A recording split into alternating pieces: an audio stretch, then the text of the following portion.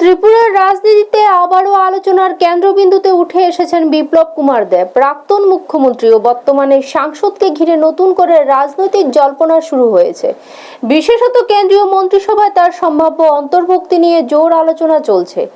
রাজনৈতিক মহলে বিশ্বস্ত সূত্রের দাবি, আসন্ন পশ্চিমবঙ্গ বিধানসভা নির্বাচনের ফলাফল ঘোষণার পরেই অনেকটা স্পষ্ট হতে পারে রাজনৈতিক ভবিষ্যতের দিক নির্দেশ। নির্বাচন পরবর্তী পরিস্থিতির উপর নির্ভর করে কেন্দ্রীয় নেতৃত্ব বড় ধরনের সিদ্ধান্ত নিতে পারে বলে ইঙ্গিত মিলেছে। বিশেষ করে ভারতীয় জনতা পার্টি যদি উল্লেখযোগ্য সাফল্য পায়, তবে কেন্দ্রীয় মন্ত্রিসভার রদবদল প্রায় নিশ্চিত বলে মনে করছেন বিশ্লেষকেরা। এই সম্ভাব্য রদবদলের প্রেক্ষাপটে বিপ্লব কুমার দেবের নাম উঠে আসছে গুরুত্বপূর্ণভাবে।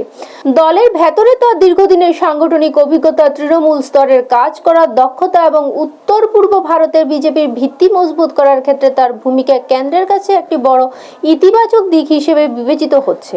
ফলে জাতীয় রাজনীতিতে তাকে আরো বড় দায়িত্ব দেওয়ার বিষয়টি একেবারে উড়িয়ে দেওয়া যাচ্ছে না। রাজনৈতিক বিশ্লেষকদের একাংশের মতে কেন্দ্রীয় নেতৃত্ব বর্তমানে এমন নেতাদের গুরুত্ব দিচ্ছেন যাদের মাঠ পর্যায়ে অভিজ্ঞতা রয়েছে এবং যারা সংগঠনকে শক্তিশালী করতে সক্ষম। সেই দৃষ্টিকোণ থেকে বিপ্লব কুমার দেবের নাম স্বাভাবিকভাবেই আলোচনায় উঠে আসছে।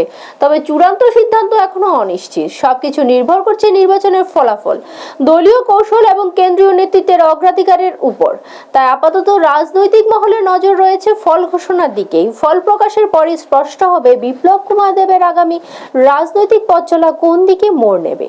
ব্যুরো রিপোর্ট, নিউজ তৎকাল 24।